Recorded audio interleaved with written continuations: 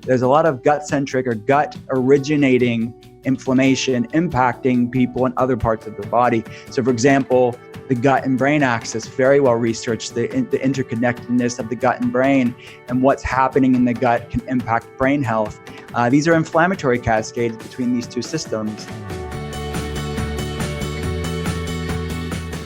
Everybody, Dr. Axe here. Welcome to the Dr. Axe Show. I'm here with my buddy, Dr. Will Cole. I've known Will for years. We oftentimes enjoy sharing a meal at True Food Kitchen, and we've spoken together at several conferences, and he's a really dear friend of mine. I love so many things about Dr. Will. Number one, he is an amazing person. I mean, I just love his character. He's got a lot of integrity. The other thing is he's an amazing physician. Like if I had a family member, my mom, my sister, my wife, I would feel comfortable sending them here to Dr. Will because, again, he's got great character and he's really an amazing doctor of functional medicine who, again, cares about people and gets really good results. And so today we're going to talk about a lot of things. We're going to talk about inflammation. We're going to talk about gut health. We're going to talk about thyroid, autoimmune disease, and how to transform your health. Dr. Will, welcome to the show. Hey, man. Thank you so much. Very kind words. And I feel the same about you. Thank you. Thanks. So let's start off talking about personal stuff. I saw you recently went on a trip, right? I think I saw you and the fam, and where were you guys? On a trip We somewhere? were most recently in Maui, actually. That's where it was. Yeah, we were in Maui, and my wife's family's from Los Angeles area, so it's a lot closer flight for those West Coasters. Us coming from Pennsylvania, so that long flight with kids, but it was a lot of fun to be all together, all the grandkids for my in-laws to be there in Maui. It was really cool. It's a beautiful place. Have you been to Maui before? No, we haven't. Chelsea and I, it's on our bucket list. We almost went the year before, and then we're like, we ended up going to Europe instead and doing, everywhere over there. But Jordan Rubin, my business partner, went with Nikki, and they brought their 6 kids last year, and it was a lot. They came back tired, but it was a blast. They had a great time. Yeah, a lot of fun. First world problems, but that 6-hour jet lag is no joke coming back to the East Coast. Oh yeah. So what did you love about Maui? Like, what did you guys do while you were there? We did a lot of relaxing, and we went and saw different parts of the island. It's such a cool.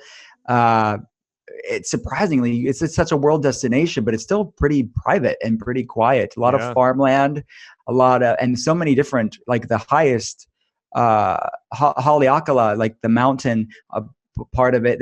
You can have snow there, and it's in like the 30s and can be freezing, and then you can be down on the beach. So it's quite a exotic, unique place where you could be in the cold weather. You could be by the beach. You could be in Hana in the middle of the jungle. So it's a really cool place to explore. We went to different beaches with all different characters and characteristics.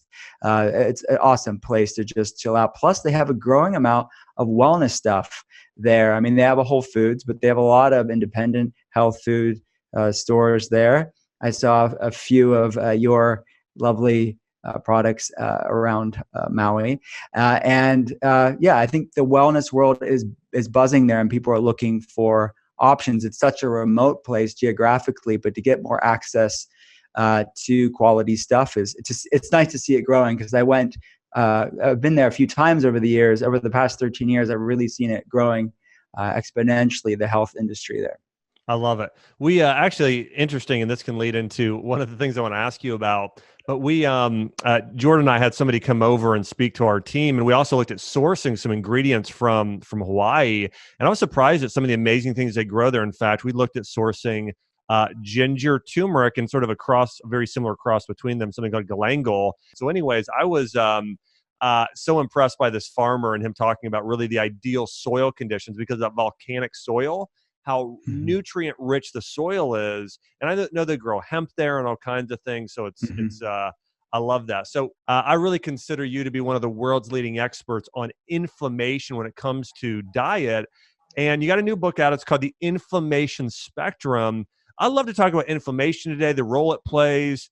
And then maybe we can get into a lot of these different conditions that people struggle with. Everything, again, from autoimmune disease to hypothyroidism. Let's first off dive into inflammation. What is it? And what issues is it connected to? Sure. So inflammation is a product of our immune system. So it's in balance. When it is in balance, it's actually a good part of our immune system. It fights viruses and bacteria. So healthy balance and inflammation is actually a good thing for our body. But just like anything in the body, it's about balance. It's the Goldilocks principle, not too high, not too low, but just right, right? And that's definitely applies to inflammation, just like it applies to hormones, like it applies to our gut microbiome, like everything else in the body.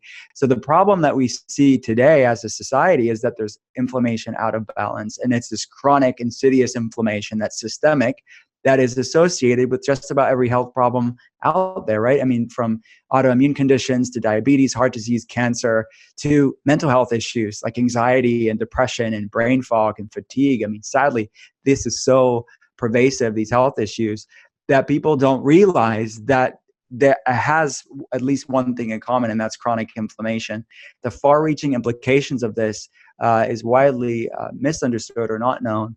So hopefully with my book, The Inflammation Spectrum, people can understand, and how I talk about inflammation is that it exists on a spectrum, from low-grade symptoms like fatigue, like low-grade fatigue, brain fog, maybe background anxiety, maybe some digestive issues, to the other end of the inflammation spectrum, where it's a full-blown ICD-10 code, it's an autoimmune condition, or diabetes, et cetera, and then everything in between. So it's no matter where you're at on the inflammation spectrum, the question that I'm asking and the tools that I'm giving through functional medicine is, what can you do today to start to calming down that inflammation, to create more balance in the body? And you mentioned galangal. I actually have a galangal broth recipe in the book because of the impact that has on inflammation, and so many other exciting research. There's so much exciting research as far as foods and the importance it can play. Every food we eat either feeds inflammation or fights it. It's modulating it in some way. And then all the non-food stuff, the lifestyle things like stress and toxic relationships and sleep and toxin exposure. All of these things are constantly and dynamically instructing inflammatory cascades. So it's educating people about this inflammation spectrum and then giving them tools to do something about it. I love it. It's fantastic. And this is one of the reasons I know you're such an effective doctor, is you make things easy for people to follow.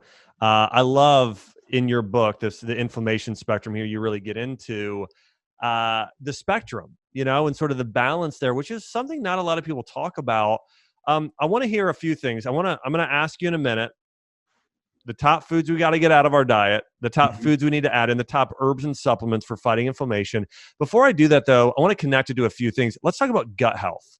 How does inflammation specifically affect gut health? And what are maybe, as you're talking about, you said there's different levels of how inflammation can affect our body. What does that look like? And what's the cascade effect that can happen in terms of the gut and our microbiome? Yeah, it's a great point. So the way that I put the inflammation spectrum in the book and this concept, and it's really born out of just me seeing patients and consulting them online, is seeing the different manifestations of inflammation in someone's body. So there's 7 main sections as I see it on the inflammation spectrum. There's the brain, there's the gut, there's hormones, there's blood sugar regulation, there's detoxification, musculoskeletal, autoimmunity as its own entity when the immune system turns against the body. And then this concept, the 8th section, is polyinflammation, or the interconnectedness. As you said, inflammation in one area can beget inflammation in other areas of the body. So the gut is such a major component of that, because your gut is, as you know, more than almost everybody, 75% of your immune system is in your gut. So when you're dealing with inflammation, which is a product of the immune system, you have to look at where the predominance of the immune system resides, which is largely in the gastrointestinal system. So there's a lot of, and you can measure this on labs, you can quantify this, seeing patients, you can just see this in people's lives. There's a lot of gut-centric or gut-originating inflammation impacting people in other parts of the body. So for example, the gut and brain axis, very well researched, the interconnectedness of the gut and brain, and what's happening in the gut can impact brain health. These are inflammatory cascades between these two systems. And then if you want to go further downstream, the interconnectedness between the brain and the hormones, so that you can see this ripple effect, this cascade effect between one area then rippling throughout the body. So to go upstream in many cases is going to the gut because of the power it wields on the immune system, and because inflammation is a product of that. I find that it's very influential in people's symptoms. And you don't necessarily have to have overt digestive symptoms to have underlying gut problems. And many people think, I go to the bathroom, all right, like it's not a major problem for me. But when you run labs or you really dig deeper, you can find, oh, look, there is dysbiosis, there is intestinal permeability. And these things are not just a doctor's opinion. It's very well documented in the scientific literature to be implicated in a lot of different non-digestive problems. So yeah, it's definitely important to consider, no matter who you are, if you're going through inflammation, to consider these components to being a factor in why you feel the way that you do. Yeah, I mean, these are great points. And I love sort of one of the things I know that you sort of go through in the book is, again, it's a spectrum, and that's why the book's called The Inflammation Spectrum. But I know when as I started doing a lot of research in the gut, it just blew my mind that it can start with something simple like, oh, I've got a little gas and bloating. And people might think that's just normal. Everybody has that. But you look at, that's really just, you're scratching the surface there. And if that's not fixed over time, then it can cause some loose stool or constipation, which then will cause malabsorption of nutrients. And then you've got inflammation of the gut lining that whole time, which then can cause leaky gut, proteins, toxins, bad bacteria getting into the bloodstream, recirculating, causing autoimmune disease, can lead to inflammatory bowel disease and everything else. So it's crazy, but it's like that with everything. You got a little chronic pain. You got a little bit of a hormone imbalance. You've got a little bit of, and these things just keep getting worse over time. But the culprit, as you're talking about, is inflammation is so key. So let's talk about these foods. Let's first talk about the foods that are going to help heal us, the foods that are going to help fight that fire in our body. What are your top 5 or 10 or whatever foods or food categories people should be consuming to fight inflammation?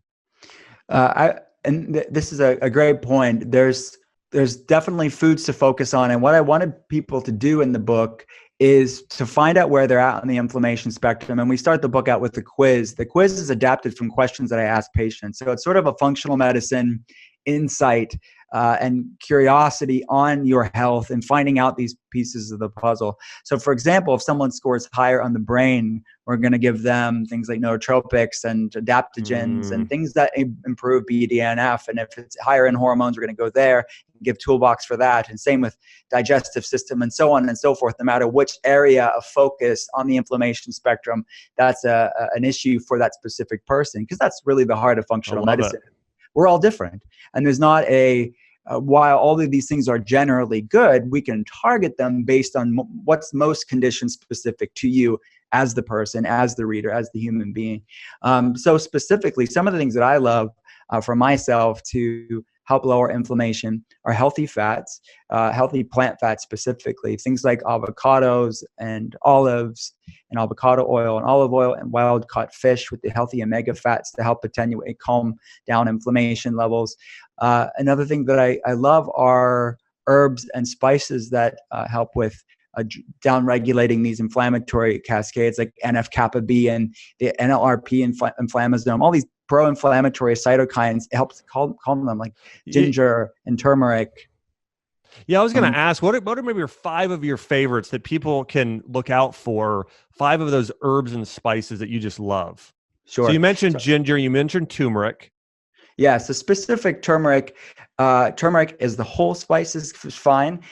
You can also get different natural medicines, herb supplements that are standardized for higher amounts of these curcuminoids, which are a lot of the research around turmeric is on the benefits of curcumin. But as you and I both well know, that science is just catching up with antiquity. We don't understand the whole food form and all the different compounds that interplay here. So while we hang our hat on curcumin, and it definitely is exciting, but we know that there's other compounds too that impact inflammation. So I'm excited about curcumin and turmeric. I love resveratrol, which is a compound to help drive down inflammation that's found in different foods, as well as, again, supplement form. Ginger is amazing.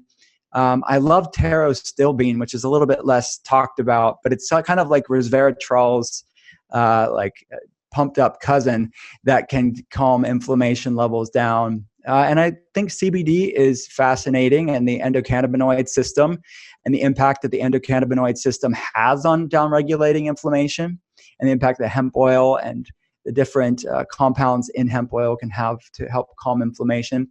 So those are some that I love. I love adaptogens too on the modulation of inflammation, things like adaptogenic mushrooms. And a lot of these things that I'm talking about, you can either cook with them, you can get in supplement form, make sure it's reputable source, that kind of stuff. But those are some things that I love. I love it. So some of the mushrooms you might be mentioning, reishi mushroom, we know has been used for thousands of years. Lion's mane, great for the brain. And then shiitake, great one to cook with. I want to encourage you guys. So we're going to dive in. I'm going to ask Dr. Will here a lot more questions. We're going to talk about thyroid disease and chronic pain here in a second.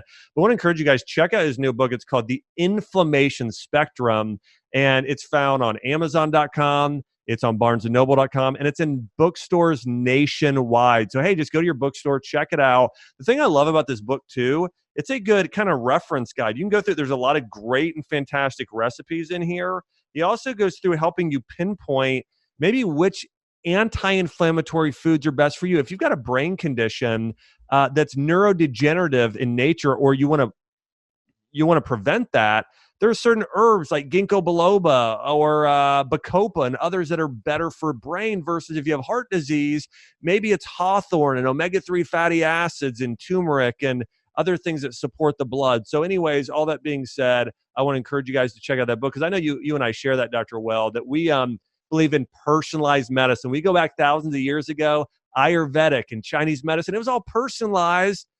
And today we're bringing it back. And so that's one of the things I love about you as well. And want to mention one other thing. You've got your own podcast, right? You do with a group. It's part of the Goop podcast, right? Yeah. So Goop, as you know very well, Goop is a wellness brand owned by Gwyneth Paltrow, and her and Elise Lonin host, who's the chief content officer at Goop.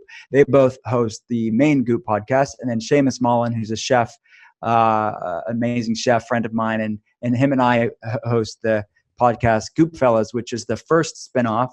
And they now have a beauty podcast too, which is the second spinoff. But Goop Fellas, really exciting stuff. We're talking about different life transformations. So people that have gone through really serious health problems, their different life traumas and how they overcame it. Or we're getting different experts in their field in the space of mental health and physical health, financial health, and just hopefully giving people tools to improve their life. I love that. That's awesome. All right, so let's talk about a few other conditions. Let's talk about chronic pain.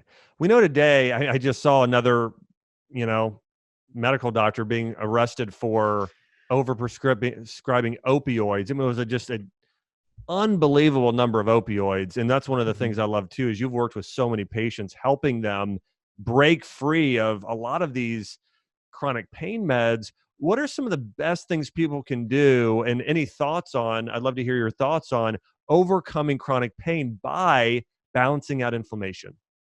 It's a powerful tool that we wield. And I know that people that are in chronic pain, they don't normally make those decisions lightly when they end up taking those medications, and then they get hooked on them, and they're designed in many ways to be addictive. And there's definitely no shame in that. And I think it's important that we're talking about this, because most people are just trying to do the best they can with the information they have. And they're going to the source that we go to culturally for help, and then they're stuck on these highly addictive medications. So my heart goes out to anybody stuck into that vicious cycle for sure, because they don't even know there's other options. They're told, take this medication, see you in 6 months, and that's basically it. And sadly, that's the problem that we're seeing in the news. And it's not news to us in the functional medicine space, the integrative medicine space, the alternative space. We understand this was going on years ago, and we saw it with our patients that were on these drugs or on similar drugs. And this is really just the tip of the iceberg. I mean, they're talking about this in the news, but the reality is this is far bigger than just what we see right now. And we have to do something different to see something different. And we have to start giving people alternatives and ways to help with chronic pain. And I think when you look at the exciting modalities that are coming up there, like cryotherapy and using food as medicine to drive down inflammation, to give people more effective options that without all the negative potential side effects that a lot of these pharmaceuticals have, things like acupuncture, a lot of traditional things that have been used for thousands of years should at least be exhausted before you go into the other realm, but they're not even being looked at.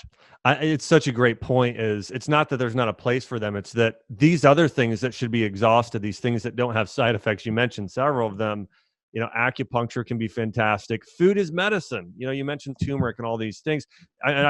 We've done chiropractic before. That helps with pain. There's loads of studies, especially for neck pain, low back pain, with things and other things with things like chiropractic. So I'm in total agreement. And let's start here first, especially if you have a family member. I mean, it's always shocking the number of people that get addicted to pain medications. I mean, people that typically had no other addiction going on, they get on pain meds and then they stay on them or can't get off of them. It is absolutely shocking. But I know, again, one of the things that you teach and have worked with patients on and you have in your book is, hey, here's the best foods, here's the best, herbs and spices and things for inflammation. Let's talk about a few other conditions. And I want to talk about the most inflammatory foods in a second. What about things like depression and anxiety? I mean, in your book and in your research, how much of a role did inflammation play in mood disorders? Yeah, this is widely not talked about enough because we think of mental health separate than physical health. Mental health is physical health. Of course, there's situational circumstances where it's a situational anxiety, like a stressful job or a toxic relationship, but it's bidirectional. Our environment impacts our physiology, or our stress and emotions impacts our physiology. External stressors and things that are not good instructs our physiology, but conversely, our physiology instructs our biochemistry, instructs our neurotransmitters and our mood and our emotions. So it's definitely two sides of a coin that we have to look at. And that's where a good, thoughtful introspection on a person's standpoint of what's going on with their body, or from a health history standpoint, from a functional medicine perspective, what's going on here, what's driving this person. And there's this whole field of research called the cytokine model of cognitive function, basically how inflammation is impacting our brains. And what's implicated in this? It's anxiety, it's depression, it's fatigue, it's brain fog, it's ADHD, ADD, autism. So we have to look at the inflammatory components to these health problems, because I see it overtly on an almost hourly basis that people come in with X, Y, and Z health problems. They'll say, okay, this is off, and this off. And then they'll also mention anxiety. They'll also mention depression. They'll also mention fatigue. It is so ubiquitous. It's staggering. But again, just because something's common doesn't necessarily mean it's normal. And most of these things there's so much you can do through taking actions on your health, talking to somebody in functional medicine or integrative medicine that understands this from this holistic perspective, or comprehensive perspective, because people are trying to do the right things, but they're still struggling. So it's definitely shown in the scientific literature, these mental health issues are having inflammatory components in many cases. Yeah, it's a huge deal. I'm so glad you're bringing this up. And again, inflammation strikes in ways we never thought possible. You're talking about mental disease. We could talk about cancer, diabetes, so many different things. Inflammation is a component of almost every disease we can we could come up with. Yeah. Which we're coming up with new diseases daily. So, all right, let's talk about the foods that people need to get out of, and then at the end, I want to talk about what's a surprising food, maybe even health foods that people are like, "Oh, I'm eating this and it's great," but they don't realize it's sabotaging their health. So let's go through your top 3, 5, whatever. Yeah. Or food groups, and then, hey, what's a surprising one? Sure. So I actually put this in the book under 2 sections, and depending on their quiz score, I came up with 2 different elimination diet approaches for them to find out what foods work for them. And you know this, I know this, a lot of people don't know this, that these foods that I'm going to mention, some people work well it works well for them. Some people, it doesn't. So bio-individuality, we're all different. That's the heart of functional medicine. But with that said, I would say these are the 4 and then 4 more, 8 total things or foods that will drive inflammation in a lot of people. So I encourage people to test this for themselves through a thoughtful elimination diet to see how does their body react to this. Does their body love it or does it not love it? So top would be sugar. This is going to be refined sugar or any added sugar. Second thing would be grains, and that's going to be wheat, but also the gluten-free grains too, like corn and rice and things like that. The third would be high omega-6 oils. That's going to be canola oil and soybean oil. And these, again, omega-6, good in nature, but out of proportion, omega-6 can drive inflammation levels. And a lot of these industrial seed oils can be pro-inflammatory, especially in excess. And then the fourth would be dairy. And then we have the conversation about the types of dairy and the beta A1 and A2 casein and the different types. I'm not making any broad sweeping statements, but we have to look at the quality of the foods we're having and then test it for ourselves and see how our body likes it or doesn't like it. So that's what I would call the core 4, those 4 foods. And then 4 more would be for people that are higher on the inflammation spectrum. Not everybody has to eliminate these during an elimination diet, but if somebody scores higher on the inflammation spectrum quiz or is going through more health problem, let's just say that, I would consider for a time removing these foods to see if your body loves them or hates them. And that's going to be nightshades, which are peppers and tomatoes and eggplants and goji berries. Again, they are wonderful things from earth. God made them. There's nothing inherently wrong with them. But some people have such dysfunctional guts that their body's overreacting to these proteins called alkaloids and lectins that are inside of these foods that are overreactive to them. So nightshades are going to be one plant group. Nuts and seeds, same thing. They can be reactive for people with these inflammatory problems. And I would say eggs, same thing. I love eggs, but some people have reactions to them. And then legumes, which would be like beans and things like that. That's what I call elimin 8 or the number 8, where there's 8 total things.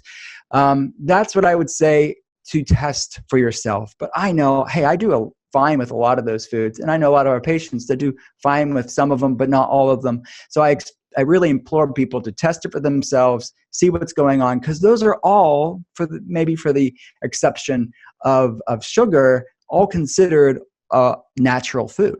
Yeah. But I really, we want to look at how your body reacts to them, because under the umbrella of whole foods or real foods, what works for one person may not be right for you. That's great.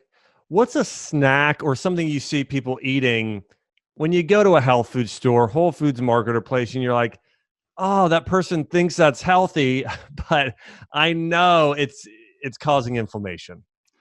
I would say any bar or treat that's going to be high in carbohydrates or high in sugar.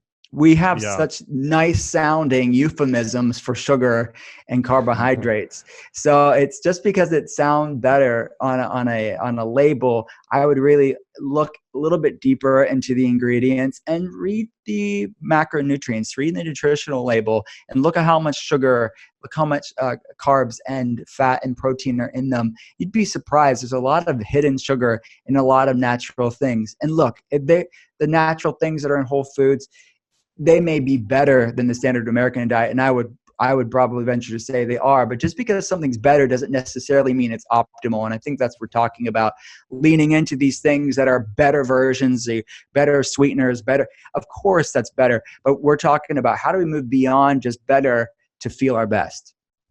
I love it. Let's talk about the role of stress and inflammation. Okay.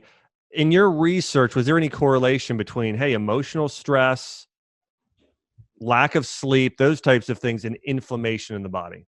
Oh, that's so important because it's not just about food. I mean, I love focusing on food. It's important for us to check ourselves as clinicians to not become overly myopic and say, well, it's just about food. Because I see people that eat like rock stars. They eat amazing throughout the day, but they're, serving themselves a big slice of stress every day. And that's junk food for the soul. That's counteracting all the good, healthy things they're having for breakfast, lunch, and dinner. And you cannot it is sabotaging people unknowingly, that they have to deal with what they're serving their spirit, what are they serving their heart and their mind throughout the day, because that's food that's impacting their physiology on a emotional level and on a mental level. And what happens to us on the outside in our life is instructing our biochemistry. So it is not just what I see clinically, but also you can look at the research at the people with autoimmune conditions, or these hyper-flared, triggered of inflammatory cascades, have more traumatic life events compared to control groups in the year that they were diagnosed. Meaning that you look at people that have gone through trauma in their life and you see the level of autoimmunity. It's pretty astounding. And oftentimes, yes, it's getting the diet cleaned up. Yes, it's dealing with the gut because it wields a lot of influence on the immune system, but it's also healing the trauma that they went through emotionally to really allow their body to let go of that constant barrage of this inflammatory cascade going on in their body. That's not a quick fix. That's definitely a journey, but it's one that I find that many of our patients have to go through. Because even if you think about it on like a spiritual level or a mental, emotional level, what is autoimmunity? It's the immune system attacking parts of the body. And I find that a lot of people, and when you look at the statistics, autoimmunity is predominantly women. That's what a lot of women are going through. They're kind of feeling like their bodies betrayed them because they can't eat food, and that they're causing these reactions, and they feel like food is their enemy. And I feel you almost have this self-attack that's going on a mental, emotional level, but it's also going on a physical level. That's not a coincidence. So we have to start looking at these facets to physiology that's in part explaining the rise of autoimmunity. Wow, it's powerful. I mean, it's a powerful connection to think about, somebody who is having feelings of shame and guilt, beating themselves up, and how, in fact, beating themselves up mentally can actually be beating themselves up physically, and maybe even causing your own body to turn on you in certain ways. I mean, it's powerful. I know that if we dive into Chinese and Ayurvedic medicine, they would really get into that's exactly what's happening and how that works. And it's just so fascinating. Yeah, it is. Go ahead. No, I was going to say, and it's not talked about. It's just normally you go to a conventional doctor and it's take the steroid, take this immunosuppressant, and they're not asking these questions. So at the very least, again, not to say there's not a place for these things, but we should start asking the questions, what is going on in the first place? Yeah, that's fantastic. One of the things, as you mentioned steroids there, it's crazy to look at. When you look at the side effects of these medications for eliminating pain or inflammation, I remember years, I don't know if you remember the drug, it was banned, my guess is about 8 years ago. It was a drug called Vioxx, and killed tens and tens of thousands of people. Actually, it was causing people's hearts to explode. And that was on the market for years. Yeah. It was approved. Celebrex, all of these medications, opioids, these were approved. And in our medical community said, hey, we did double-blind studies. We did research. We did obviously not well enough. And I'm glad finally some of these companies, there's backlash. But here's something to remember, just everyone listening.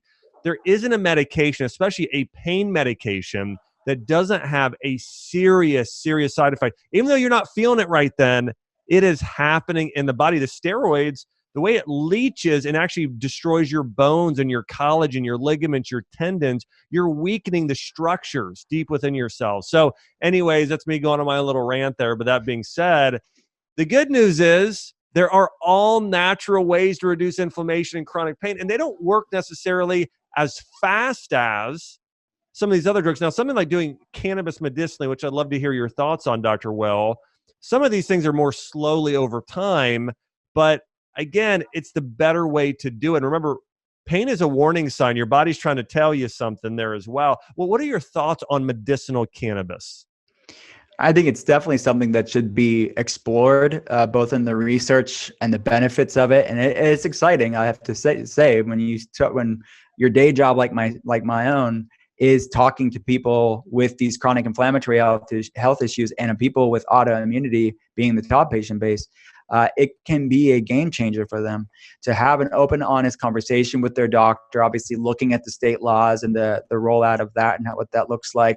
But while being legal and making open, honest conversation, having open, honest conversations with your doctor, I think it can be a great tool to consider.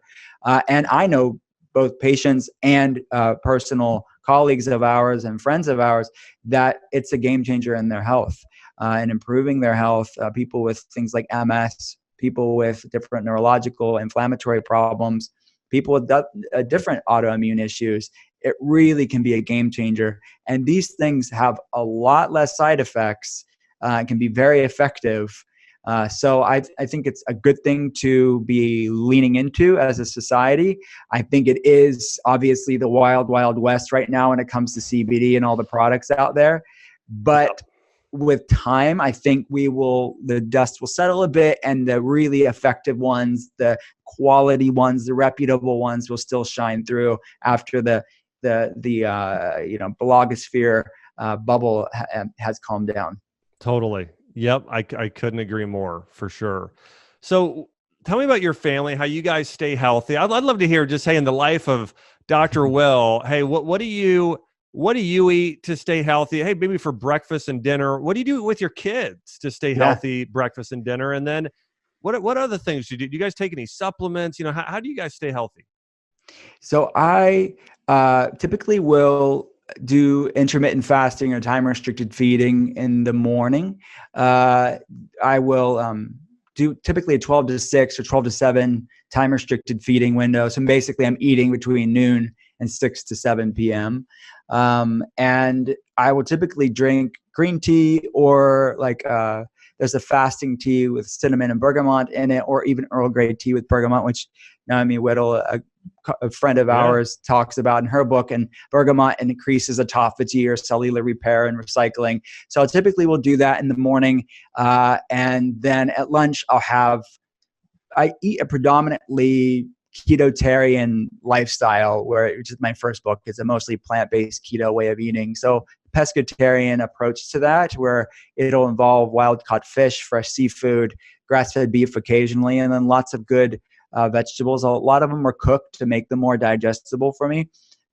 So I'll have like a pesto zoodle bowl for lunch, for example. That is a recipe in ketotarian, which is with this avocado oil dressing, some vegan like nut cheese. You could modify that obviously as you needed to.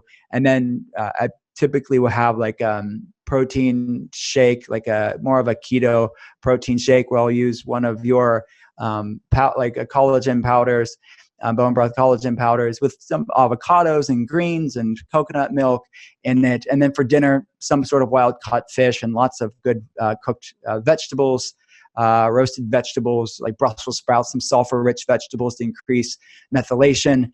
So that's a typical day. And then I'll add things as needed. But there's so much that you can do within that paradigm of being what I would consider a more clean ketogenic lifestyle. And then I do a cyclical approach, which I know that you're an advocate for most people as well, where I'll be in ketosis 3 to 4 days out of the week, and then I'll cycle out of it.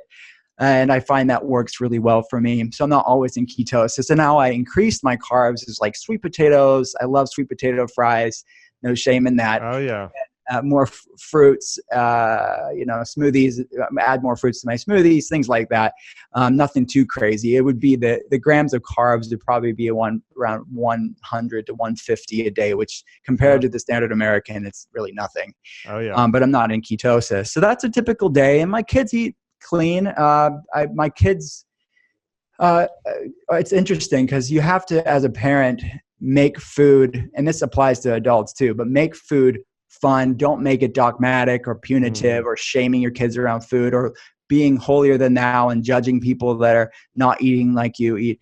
That's not where we come from at all with our kids. So it's really just empowering them to start to, again, making it age appropriate, but they can go to a restaurant now at 13 and 10, and they've been able to do this for most of their life actually, and be able to order things and to ask, hey, is that gluten-free, or what's that, what's in that, or can I have that? And they just are curious and ask questions about the menu.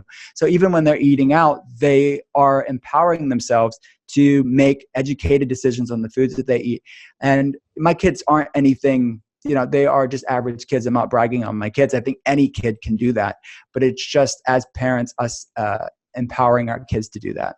I love it. That's awesome. want to encourage you guys, check out Dr. Will's new book. It's called The Inflammation Spectrum. And if you're a person saying, okay, I've got heart disease, I've got brain neurological issues, I've got thyroid issues, autoimmune disease, gut problems, chronic pain or inflammation, you got to check out this book. Or, hey, if you're pretty healthy and you want to live a long time and stay healthy, reducing inflammation is key. I mean, there's one thing, Dr. Will, you and I together have interviewed so many people from, last week I interviewed Dr. Oz, the week before David Perlmutter. I mean, we talked to all these people and every single one of them will tell you the same thing. 99.9% of people need to follow a diet that helps them balance or reduce inflammation, because almost every disease, they have this in common. So this is a great book for people to read because we all need it. We all need to keep our inflammation levels low. It allows us to stay healthy. I want to say, Dr. Well, I love you, man. Thanks so much for coming on the show. Tell the wife I said hey, and thanks for being on the show. Thanks. Great. Thanks, everybody. This podcast is for information purposes only. Statements and views expressed in this podcast are not medical advice and have not been evaluated by the Food and Drug Administration. Opinions of guests are their own, and this podcast does not endorse or accept responsibility for statements made by guests. In some cases, individuals on this podcast may have a direct or indirect financial interest in products or services referred to herein.